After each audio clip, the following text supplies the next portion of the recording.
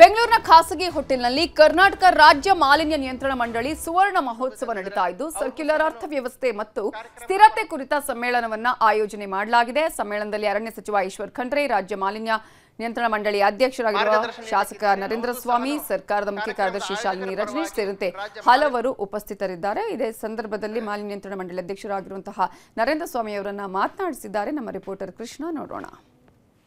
ಕಾಂಗ್ರೆಸ್ ಪಕ್ಷದ ಹಿರಿಯ ಶಾಸಕರು, ರಾಜ್ಯ ಮಾಲಿನ್ಯ ನಿಯಂತ್ರಣ ಮಂಡಳಿ ಅಧ್ಯಕ್ಷರಾಗಿರ್ತಕ್ಕಂಥ ಎಂಪಿ ನರೇಂದ್ರ ಸ್ವಾಮಿ ಅವರು ನಮ್ಮ ಜೊತೆಗಿದ್ದಾರೆ. ಸರ್, ಕಳೆದ 3 ದಿನಗಳಿಂದಲೂ ಕೂಡ ರಾಜ್ಯ ಮಾಲಿನ್ಯ ನಿಯಂತ್ರಣ ಮಂಡಳಿಯ ಸುವರ್ಣ ಮಹೋತ್ಸವ ಕಾರ್ಯಕ್ರಮ ಮಾಡ್ತಾ ಇದ್ದೀರಿ. ಏನು ವಿಶೇಷತೆ ಅಂತ ಸರ್ ಇದ್ರು?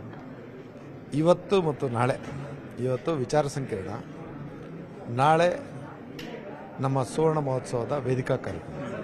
ಇದರ ಉದ್ದೇಶ ಮಾಲಿನ್ಯಕಾರಕ ವಿಚಾರಗಳನ್ನು ತಡೆಗಟ್ಟುವ ಬಗೆ ಮತ್ತು ಪರಿಣಾಮಕಾರಿಯಾಗಿ ಸಂಪೂರ್ಣ ಹಲವಾರು ವಿಚಾರಗಳಲ್ಲಿ ನಾವು ಕೆಲವೊಂದು ವಸ್ತುಗಳನ್ನು ರೀಸೈಕಲ್ ಮಾಡೋದಂಗೆ, ರೀಯೂಸ್ ಮಾಡೋದಂಗೆ ಮತ್ತು ಮಾಲಿನ್ಯಕಾರಕ ವಿಚಾರಗಳನ್ನು ನಾವು ಕಡಿಮೆಗೊಳಿಸ್ತಕ್ಕಂಥದ್ರ ಜೊತೆಗೆ ಭೂಮಿಯನ್ನು ಉಳಿಸೋದು, ವಾಯುವನ್ನು ಉಳಿಸೋದು ಮತ್ತು ನೀರನ್ನು ಉಳಿಸ್ತಕ್ಕಂಥ ಕೆಲಸದಲ್ಲಿ ಹೇಗೆ ನಾವು ಹೆಜ್ಜೆ ಇಡಬೇಕು, ನಮ್ಮ ಕಾಯ್ದೆಗಳನ್ನು ಯಾವ ರೀತಿ ಸಮರ್ಪಕವಾಗಿ ಬಳಸ್ಕೋಬೇಕು, ತನ್ಮೂಲಕ ನಾವು ಪರಿಣಾಮಕಾರಿಯಾದಂಥ ಆಡಳಿತವನ್ನು ಹೇಗೆ ನೀಡಬೇಕು ಅನ್ನೋದಕ್ಕೆ ನಾವು ಇವತ್ತಿನ ವಿಚಾರಣಾ ಸಂಕಿರಣದಲ್ಲಿ ಬರತಕ್ಕಂಥ ಹೊರಹೊಮ್ಮತಕ್ಕಂಥ ವಿಚಾರವನ್ನು ಗಣನೆ ತೆಗೆದುಕೊಂಡು, ಅದರಲ್ಲೂ ವಿಶೇಷವಾಗಿ ಯುವಕ ಯುವತಿಯರು, ವಿದ್ಯಾವಂತರಿಗೆ ನಾವು ವಿಚಾರವನ್ನು ನಮ್ಮ ಪರಿಸರವಾದಿಗಳ ಮುಖಾಂತರ ಗಣನೆಗೆ ತೆಗೆದುಕೊಂಡು ಅವರನ್ನು ಈ ವಿಚಾರದಲ್ಲಿ ಜವಾಬ್ದಾರಿ ನಾಗರಿಕರನ್ನಾಗಿ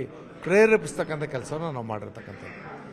ನಮ್ಮ ಪರಿಸರ ಮಾಲಿನ್ಯ ನಿಯಂತ್ರಣ ಮಂಡಳಿ ಏನಿವತ್ತು ಕರ್ನಾಟಕ ರಾಜ್ಯದ KSPCB ಅಂತ ನಾವು ಸಂಸ್ಥೆ ಇದೆ, ನಾವು ಜನಸ್ನೇಹಿಯಾಗಿ, ಪರಿಸರ ಸ್ನೇಹಿಯಾಗಿ, ಕೈಗಾರಿಕಾ ಸ್ನೇಹಿಯಾಗಿ ಪ್ರತಿಯೊಂದು ಹೆಜ್ಜೆಯಲ್ಲೂ ಎಲ್ಲರ ಜೊತೆಯಲ್ಲಿ ನಾವು ಮಿಲನ ಆಗಬೇಕು.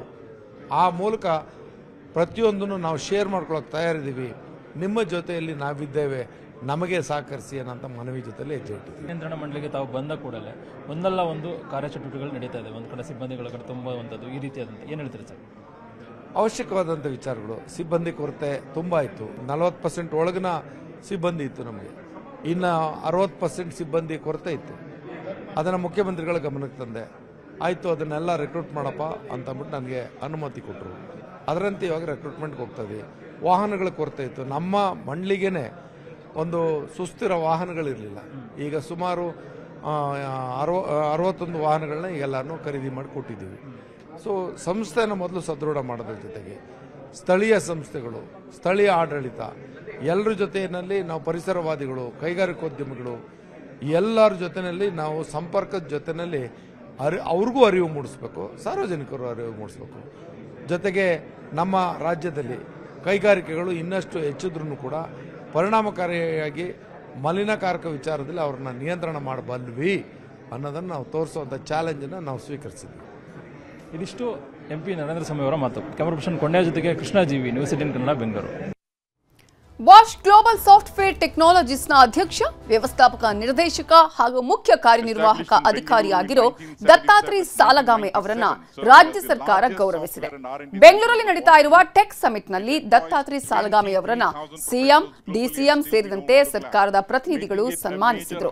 ದತ್ತಾತ್ರಿ ಸಾಲಗಾಮೆ ಬಾಷ್ ಕಂಪನಿಯಲ್ಲಿ ಇಂತಹದ್ದೊಂದು ಹುದ್ದೆಗೇರಿದ ಮೊದಲ ಕನ್ನಡಿಗರಷ್ಟೇ ಅಲ್ಲ, ಮೊದಲ ಭಾರತೀಯನೂ ಸಹ ಹೌದು.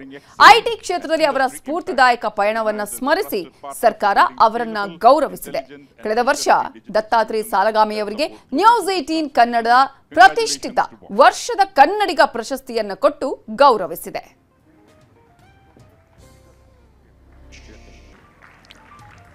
Established in Bengaluru in 1997, serving as the largest software and R&D center of the Bosch Group, it employs 23,000 professionals globally, and still we don't want to clap.